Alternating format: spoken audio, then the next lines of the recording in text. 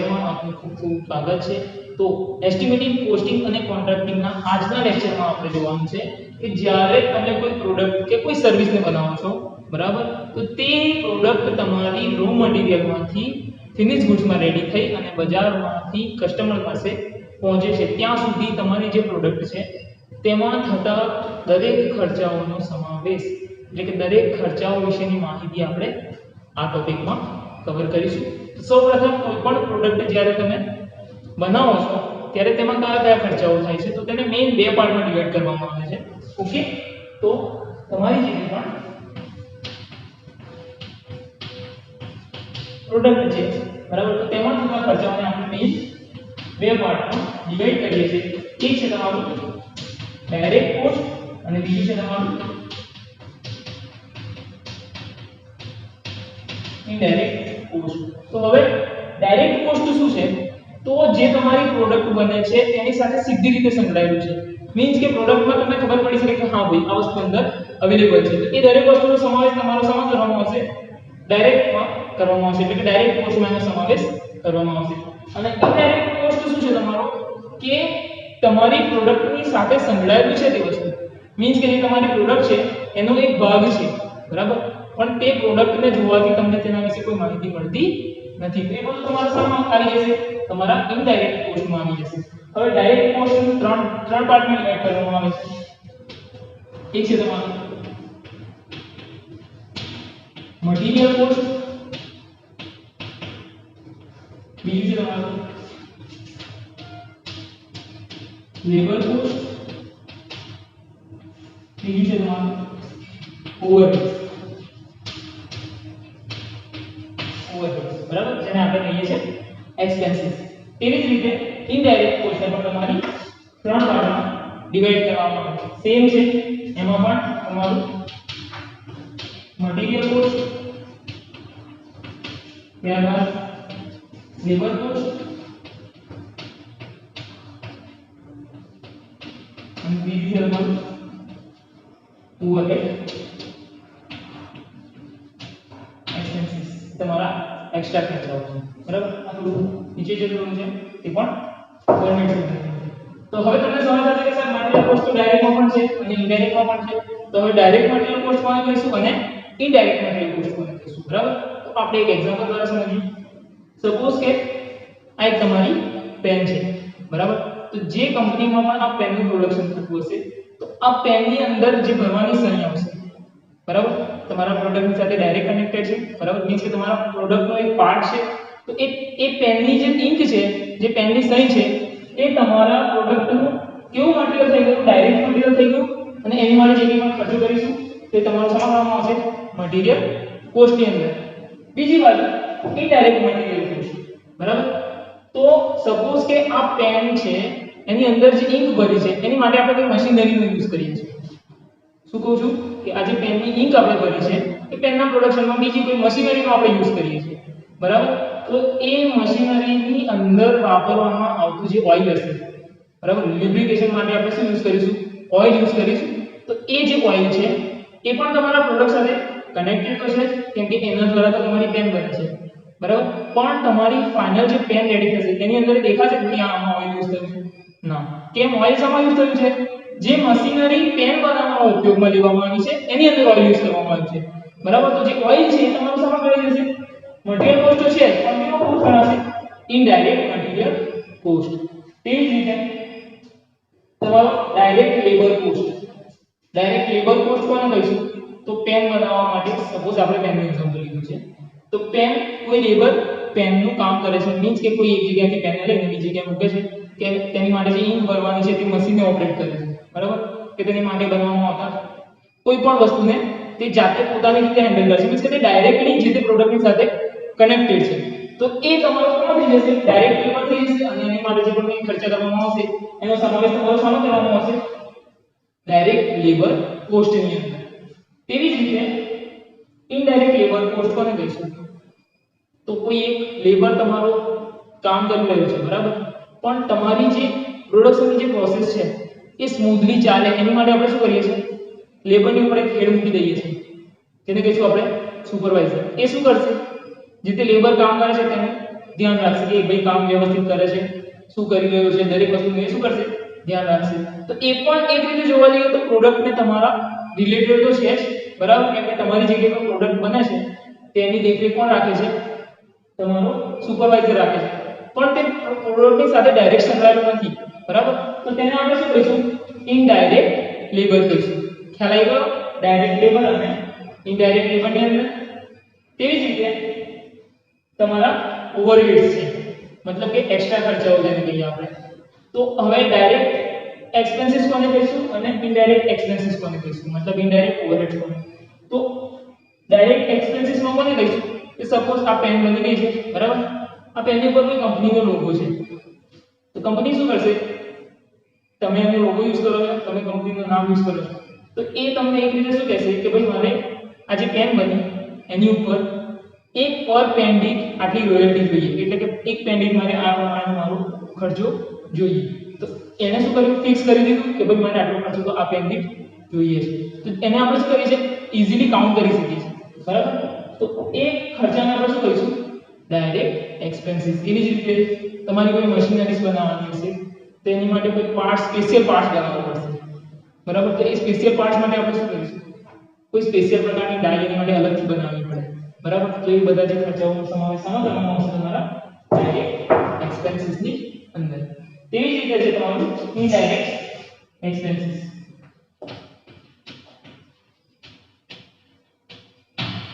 Indirect overheads, બરાબર. તો indirect expenses માં કોનો સમાવેશ કરવામાં આવશે, તમારા જે કંઈ તમારું શું છે પ્રોડક્શન કરો છો ત્યાં આગળ જે કંઈ પણ ઇલેક્ટ્રિસિટી તમારી યુઝ થાય છે, મીન્સ કે તમારો જે કંઈ પણ તમારો પાવર વપરાશ થાય છે, ત્યારબાદ જે કંઈ પણ કંપનીના તમારા મશીનનું મેન્ટેનન્સ આવે છે, એ દરેકનો સમાવેશ તમારો શામાં કરવામાં આવશે, ઇનડાયરેક્ટ એક્સપેન્સીસની અંદર કરવામાં આવશે. તો આ હતો એક બેઝિક ખ્યાલ કે પ્રોડક્ટનું ડિવિઝન શામાં કરવામાં આવે છે, તો ડાયરેક્ટ કોસ્ટ અને ઇનડાયરેક્ટ કોસ્ટની અંદર. તો વિડિયોમાં જો તમને ના સમજ પડી હોય તો નીચે કમેન્ટ સેક્શનમાં જઈ અને તમારો પ્રોબ્લેમ જણાવી શકો છો. તો આપણે આજે જોવાનું છે ક્લાસિફિકેશન ઓફ ઓવરહેડ્સ. હવે બીજી એક વસ્તુ તમને જણાવી દઉં કે જ્યારે પણ આપણે ઓવરહેડ્સની વાત કરીશું તો હવે આપણું ફોકસ કોની ઉપર રહેવું જોઈએ, હવે જ્યારે પણ આપણે ઓવરહેડ્સની વાત કરીએ ત્યારે આપણું ફોકસ કયા કોસ્ટ પર જવું જોઈએ, ઇનડાયરેક્ટ કોસ્ટની ઉપર. એટલે કે હવે જ્યારે પણ આપણે ઓવરહેડની વાત કરીએ તો દરેક કોસ્ટ તમારા કયા હશે, જે પણ કોસ્ટનું આપણે કેલ્ક્યુલેશન કરીશું તે દરેક કોસ્ટ તમારા કયા હશે, ઇનડાયરેક્ટ કોસ્ટ હશે, બરાબર. તો હવે ટોપિક છે તમારો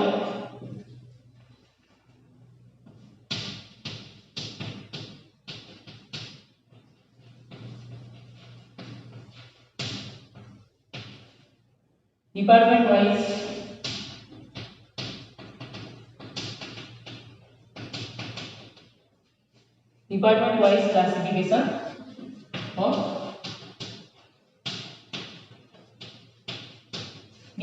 વાઇઝ ક્લાસિફિકેશન ઓફ ઓવરહેડ્સ. તો એમાં પહેલું છે તમારું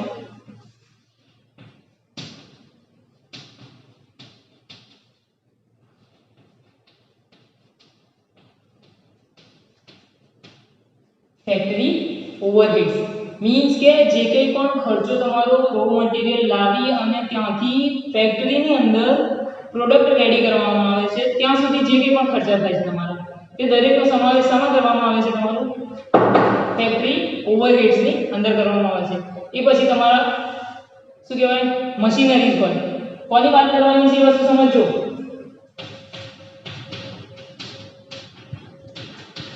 ઇનડાયરેક્ટ કોસ્ટની વાત કરવાની છે. જે કંઈ પણ તમારા ઇનડાયરેક્ટ કોસ્ટ હશે એ દરેકનો સમાવેશ શામાં કરવાનો છે, તમારા ઓવરહેડ્સની અંદર. તો ફેક્ટરી ઓવરહેડ્સમાં કયા આવશે, તો જે કંઈ પણ તમારા મશીનરીઝ યુઝ કરીએ છીએ તે દરેક મશીનરી તમારી શામાં આવશે, ફેક્ટરી ઓવરહેડ્સમાં આવી જશે. તેનો જે કંઈ પણ ખર્ચ થશે. ત્યારબાદ ઓઇલ, ગ્રીસ, કોટન વેસ્ટ, આ બધું તમે જે દૂર કરવા માટે જે કંઈ પણ મટીરીયલ વાપરો છો આ દરેકનો સમાવેશ તમારો શામાં કરવામાં આવશે, ફેક્ટરી ઓવરહેડ્સની અંદર કરવામાં આવશે. ત્યારબાદ તમારા સુપરવાઇઝર જે કાર્બન ત્યાં કામ કરે છે તેની જે સેલેરી છે તે બધી સેલેરીનો ખર્ચો શામાં આવશે, તમારા ફેક્ટરી ઓવરહેડ્સની અંદર આવશે. ત્યાર પછી કોઈ મશીનરીઝને ઠંડી કરવા માટે શું યુઝ કરીએ છીએ, કુલન્ટ. વિચારો, જાતે વિચારવાની વસ્તુ છે, પ્રેક્ટિકલી વિચારો, બરાબર. જે કંઈ પણ તમારા કુલન્ટ યુઝ કરશો તેનો સમાવેશ આમાં કરવામાં આવશે, ફેક્ટરી ઓવરહેડ્સની અંદર કરવામાં આવશે. પછી શું ડેપ્રિસિએશન, ઘસારો જેને કહીએ આપણે, તેના વિશેની વધારે માહિતી આપણે નેક્સ્ટ લેક્ચરમાં લઈશું. બરાબર. તો જે કંઈ પણ તમારા મશીનનો ઘસારો છે તેનો પણ સમાવેશ આની અંદર કરવામાં આવશે, તમારા ફેક્ટરી ઓવરહેડ્સની અંદર કરવામાં આવશે. ત્યારબાદ છે બીજું તમારું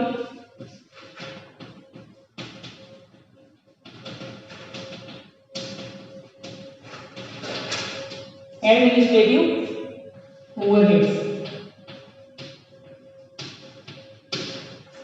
એડમિનિસ્ટ્રેટિવ ઓવરહેડ્સમાં કોનો સમાવેશ કરવામાં આવશે? તો એડમિનિસ્ટ્રેટિવમાં કોનો સમાવેશ કરવામાં આવે? જે તમારા મેનેજર છે, ત્યારબાદ જે તમારા ક્લાર્ક છે, ટાઈપિસ્ટ છે, આ બધાની સેલેરીનો સમાવેશ આમાં કરવામાં આવે, એડમિનિસ્ટ્રેટિવ ઓવરહેડ્સ. ઇનડાયરેક્ટલી તમારા પ્રોડક્શનને અસર કરતા હોય છે આ લોકો. બરાબર. ત્યારબાદ બીજું પેજીસ, બરાબર, જે પણ સ્ટેશનરીનું મટીરીયલ છે તે દરેકનો ખર્ચો તમારો સામાન કાઉન્ટ કરવામાં આવે છે એડમિનિસ્ટ્રેટિવ ઓવરહેડ્સની અંદર. ત્યારબાદ છે તમારું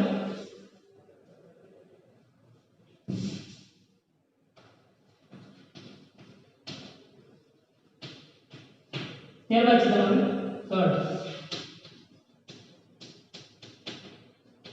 selling overheads. Selling overheads. Selling overheads કોને કહીશું? તો તમારી પ્રોડક્ટ જ્યારે રો મટીરીયલમાંથી ફિનિશ ગુડ્સમાં રેડી થઈ જાય છે અને ત્યાંથી પછી એ જતી રહે છે તમારા બજારની અંદર. બરાબર. તો તેનું જે કંઈ પણ ખર્ચ છે, જે તમારા સેલ્સમેન, જે કંઈ પણ સેલ્સમેનની સેલેરી છે, ત્યારબાદ એના ટ્રાન્સપોર્ટેશન માટે એને જે કંઈ પણ પે કરવામાં આવે છે, ત્યારબાદ પ્રોડક્ટ બની ગઈ છે એમને એમ ખબર પડી જશે, એની માટે કંઈક તો કરવું પડશે ને, જાહેર કરવા માટે કે હા પ્રોડક્ટ આવી છે બજારમાં. શું જોવો છો તમે ન્યૂઝપેપરમાં, ટીવીઝમાં એડ્સ, એડવર્ટાઇઝમેન્ટનો ખર્ચો, તે પણ તમારો સામાન કાઉન્ટ કરવામાં આવશે. સેલિંગ ઓવરહેડ્સની અંદર દરેક ખર્ચાનો સમાવેશ કરવામાં આવશે. આ હતું તમારું સેલિંગ ઓવરહેડ્સ. ત્યારબાદ છે નંબર ડિસ્ટ્રીબ્યુશન 4 પર છે.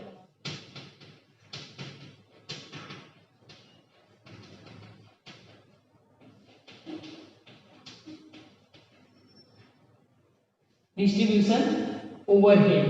તો ડિસ્ટ્રીબ્યુશન ઓવરહેડ્સમાં કોનો સમાવેશ કરવામાં આવશે? તો પ્રોડક્ટને ડિસ્ટ્રીબ્યુટ કરતા પહેલા શું કરવામાં આવશે? પેક કરવામાં આવશે.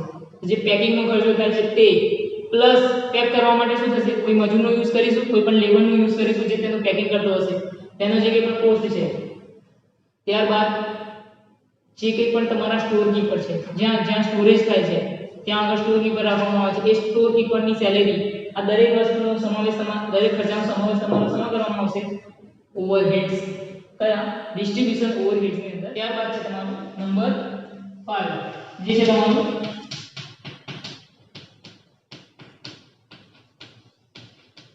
મિસલેનિયસ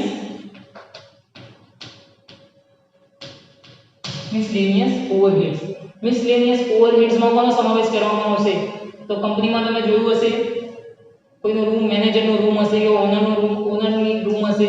બરાબર. ત્યારબાદ કંપનીની અંદર કોઈ રિક્વાયરમેન્ટ, કોઈ જગ્યા હશે જ્યાં આગળ કાર્પેટની જરૂર પડશે.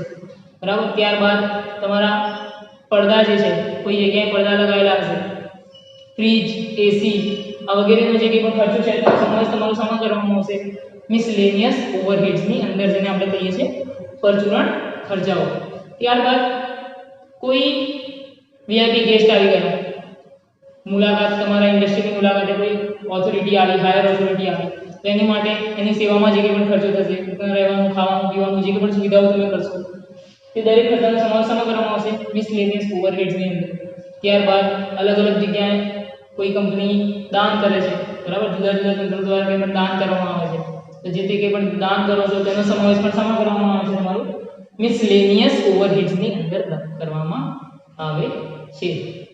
ત્યારબાદ ઇવેન્ટ્સ, કોઈ એન્યુઅલ ઇવેન્ટ્સ થઈ ગઈ ઇન્ડસ્ટ્રીને રિલેટેડ, બરાબર, તો એની અંદર જે કંઈ પણ ખર્ચાઓ થશે એનો સમાવેશ પણ કરવામાં આવશે. ઇન્ડિપેન્ડન્સ ડે, રિપબ્લિક ડે, આ બધા ડેઝની ઉજવણી કરવામાં આવે છે, આમાં જે ખર્ચો થાય છે તે તમામનો સમાવેશ મિસલેનિયસ ઓવરહેડ્સની અંદર કરવામાં આવે છે. તો આ વિડીયોમાં કંઈ પણ ના સમજ પડી હોય તો નીચે નોટ્સ તમને કમેન્ટ્સમાં તમારી જે કંઈ પણ પ્રોબ્લેમ છે તેને તમે લખી શકો છો. અમે પૂરો પ્રયત્ન કરીશું કે તમને ડિટેલમાં સમજાવી શકીએ. તો થેન્ક યુ. અને હા, આ જે કંઈ પણ વિડીયો છે તેની નોટ્સ બનાવતા રહો, કેમ કે સ્લાઇડ એક વખત જતી રહે છે, પછી ફરીથી તમારે કંઈ વિચાર જોવું હોય, કંઈ ભૂલ પડી હોય તો તમે શું કરશો? સ્ટાર્ટિંગથી સ્ટાર્ટ કરશો. એનાથી બેટર છે કે જેમ જેમ વિડીયો ચાલે છે તેમ તેમ કાગળને પેન લઈને બેસો, નોટ્સ બનાવતા રહો, એનાથી તમને પણ ફાયદો થશે. Okay, thank you.